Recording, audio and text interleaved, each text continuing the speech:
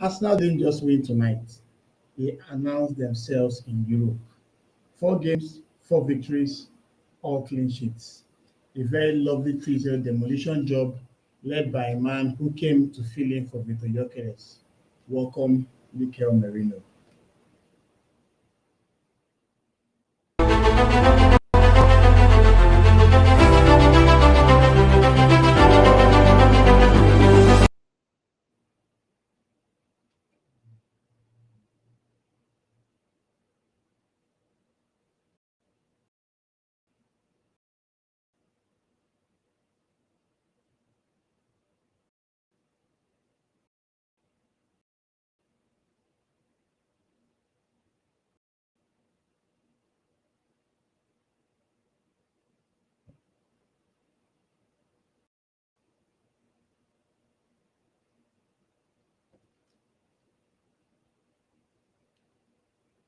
There's a quick sound check. Sure, yeah, so,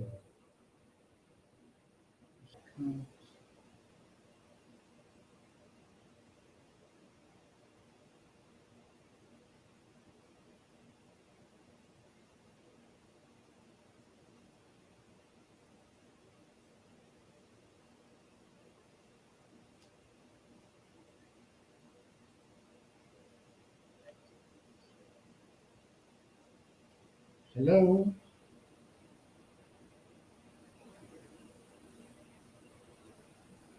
Okay, I think I can hear myself now. So at some point, I think I was struggling. Okay, sorry guys for the little break in transmission. I was kind of having challenges in my audio. I think it's better now.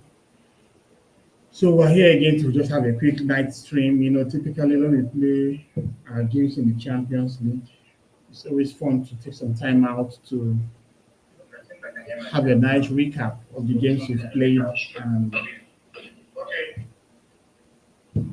And of course, without further ado, I'll just go straight into it. So the confirmed lineups, obviously, we had some challenges going into the game. We certain Victor Gyökeres, who had an amazing game against Burnley, unfortunately suffered a muscular issue and had to be subbed at halftime. And what we learned afterward was that Gyökeres is actually going to miss the Slavia Prague game and unfortunately the Sunderland game, which meant we're back to square one in terms of not having a striker in the squad. This was the same predicament that Arsenal found themselves in last season. And trust me, it was a struggle. So what eventually did was to go back to the man, who helped us the last time we had the same challenge, and that was Mikel Merino. He led the line while we had the regulars, Bukayo Saka and the Trossard as the wingers.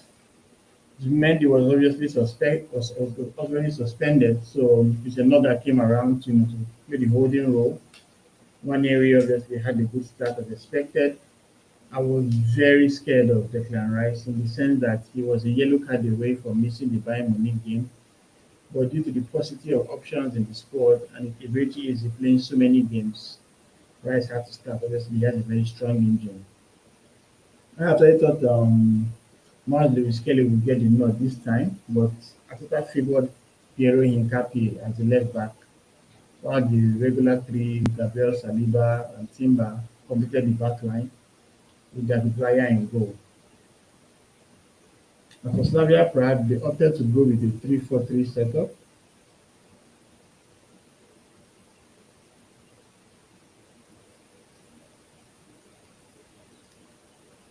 Markovic was in goal. He had the terrible game, no honesty. Their back three was Licek, Chopalek, and Zima. Moses and Boji were the wing backs with Zakeris and Sadilek in midfield, while Chorius led the line with Stranyang and Provod in attack. Everyone knew about how Slavia Prague had had a very good record at home. They had not lost since December 2024 in their home ground, and that was when Anderlecht got a win against them in the Champions League. Currently in the Czech Republic League, they are unbeaten with 14 games played, 8 wins and 6 draws. Obviously, everyone here is now going to be a better side, but you see the challenge going into the game.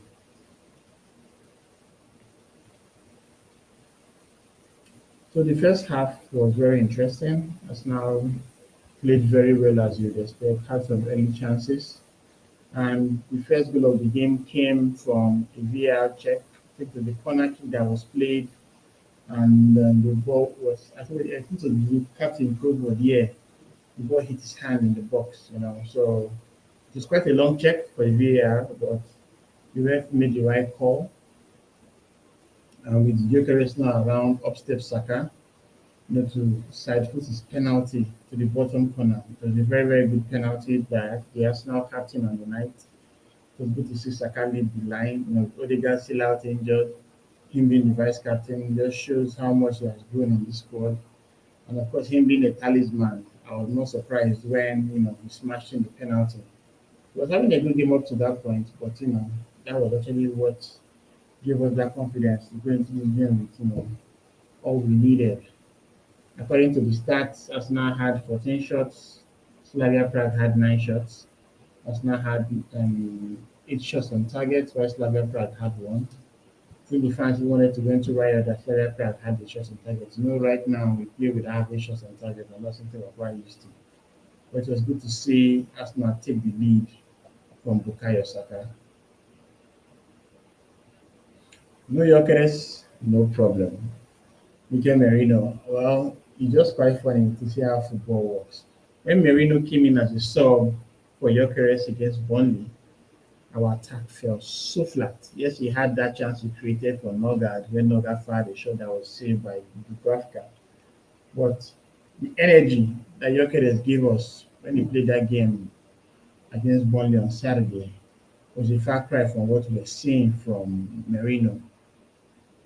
However, as the game progressed, Merino grew into it. But when we learned the information that Gyökeres was not even going to play at all, and with no other players in our disposal, obviously we had to latch onto the folks that were around, and that's when Merino came into the picture. But in this game, we had an amazing performance. Leading the line, Merino scored 2 goals from 2 shots. That just shows you how clinical he can be sometimes. The first goal he scored was so akin to the one that he scored against Leicester when he moved to attack for the very first time last season. Yeah, the tracer obviously, she made his marker on the left hand side and swung in the ball. And just a simple touch with his magic wand of a left foot, Merino started the ball home, to make it 2-0 to the Arsenal. Then in the second half, sometime around what time was that? The 68 minutes, Declan Rice lofted the ball that was supposed to be easy pickings for the keeper Markovic, but Merino, obviously being a towering player in the air, went for the ball as well, and he got it ahead of Markovic to make it 3-0 to the Arsenal. This was an amazing thing to see. The players did so well. Everyone, even the guys that came in as on the subs bench, also did well. I was happy to see Harrison and Nus come in as a sub to make his Champions League debut. We also had Ben White coming for Timber. Lewis Kelly came in for Hincapié and got a yellow card for being a naughty boy. And of course, Max Dowman came on for Trossard and obviously became the youngest Arsenal player in the Champions League at 15. That guy is just breaking records at such a young age. I'm so happy for him. And I think later on, eventually, eventually came on, yes, in the 65th minute. I think that was for this and one area.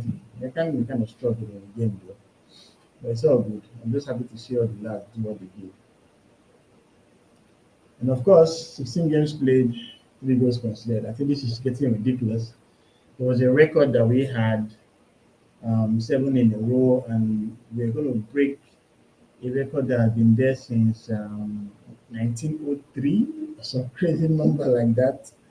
And this guy is now won 8 clean sheets in a row. Like, for some reason, we don't even know what it feels like to concede goals anymore. Arsenal conceded just 3 goals all season, which means in 16 games played, we've conceded in 13 games alone. Yes, And of course, as it stands, we're certainly going to break the Man United record of games without three goals conceded. I'm very certain about that. I think we're on 101.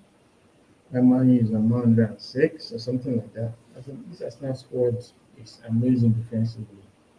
Slavia Prague barely had a sniff. Well, I've been riding on our luck. Ben White had the incident late on where he swung his boot and actually got the ball though, but the ref, pointed to the spot. And when he went to do the VAR check, he cancelled the penalty call he had initially made. If that was in the Premier League with the kind of hate they have for us, I'm very certain that penalty would have stood any opportunity to see them bust Raya's net. Well, it was good to see that the common sense actually prevailed and Arsenal got the clean sheet. So our tactics, I was just happy to see Arteta do his thing. Going into this game, we had so many selection problems, and at the time of this recording, we have Gabriel Jesus out, Kai Havertz out, Mone Madueke out, um, Martin Odegaard out, Victor Gyökeres out, Gabriel Martinelli out. Like three attacking players, six attacking players all out. Obviously, that's not anyone's business. Football games are like a machine that keeps rolling, and you have to ensure that you bring 11 players on the pitch. Kepa was also out. So I think Kepa had an injury as well. Someone that's even on the bench. So it's crazy. So obviously we had to, really dig deep. Obviously we have some minutes monsters in the team like Declan Rice, Gabriel, Saliba, Timber. But it's good to see Timber get some rest for White. It was good to see Hincapié continue to, manage his minutes from the injury he had in his groin. He scarcely came on. Obviously, he didn't have a game like what he had against Atletico Madrid. But him being on the pitch allowed Hincapié to get some good rest. One area had a good start, but he didn't really influence the game as much as he would have liked. But guess what? We had the likes of Rich Easy that we could deploy from the bench. And of course, Max Darman on the left hand side. I know he's more lethal on the right, but obviously Saka was on the right. So he had to be the one to go to the other position. And apply his trade. We're leading trees a reward the worst he could do in that position. Of course, the Rice was sold by Harrison Anus. I was very happy with that sub because it meant that the Rice was going to be available to play Bayern Munich. Bayern Munich actually, shocked everyone by beating PSG in PSG's home. So that game against Bayern in the national break is over. It's going to be amazing. Can't wait for it. So to player ratings, yeah, this was quite a good one. Raya had a 7. He had just one major opportunity where he faced his shot. And of course, being the monster that he is, he made the save. Pierre Hincapié gets a 7 from me. All action display on the left hand flank. It's quite interesting to see that we have 3 players vying for that position, and we even let 2 go. Tierney was let go to Celtic, Zinchenko was sent to Nottingham Forest, yet we have Hincapié, um, Miles Lewis Kelly, and Calafiori in that flank. So it's quite interesting to see the battles going on there. Julian Timber, obviously, another good performance on the right hand side with 7. Saliba and then Gabriel did as always, did well. The only 2 players that didn't really impress me in the game were Nogard and Maneri. Nogard was a bit overwhelmed sometimes. He was certainly knows demanding, but at least he gave his all. Maneri didn't influence the attack as much as he would have liked. This was the kind of game that we get to see him step up because his chances are going to be hard to come by with the likes of Ibrahim Eze and Odegaard well ahead of him. But unfortunately, he didn't take that opportunity. Declan Rice, another monster performance. So many good set pieces, more chances created as well as an assist. He's just turning into something else. He's our nephew general. We always love him on the pitch, and his output is second to none. The attackers did very well. Crystal gave an assist to Merino. Saka obviously scored the penalty. Captain of the night had an 8. Merino was undoubtedly our player of the match. And he even had a bomb where someone hit him at the back, but he continued to soldier on. And of course, he made the man of the match again with 9 point rating. Going to what this means, Arsenal is currently second behind Bayern Munich in the standings, and this is going to be very interesting because they are the ones playing next. This is the ultimate big clash of the game. And also bear in mind that if we are in the top four at the end of the group stage, we are certainly going to play our away match, the second leg at the Emirates. So this is going to really show the level actually these guys are going to go to, because this is going to be undoubtedly the biggest match they are going to play this season. No disrespect to the likes of Man City and Liverpool and all that we've played, but Bayern is a different gravy. Obviously, we can't wait to see that. But before we think of Bayern, the like of Sunderland to play in the big international break, the final international break of the year, where players will all represent their countries. Me as a Nigerian, I'm looking forward to the international break without determining whether we're going to go to the World Cup or not. That'll be very crazy. But after international break, we have the North London derby against Tottenham, and Bayern Munich comes into the picture. So what's next? Our next opponents, Sunderland, are going to play Granit Xhaka. It's going to be an emotional game for him, but I would trust the lads to do what's expected of them to get a result.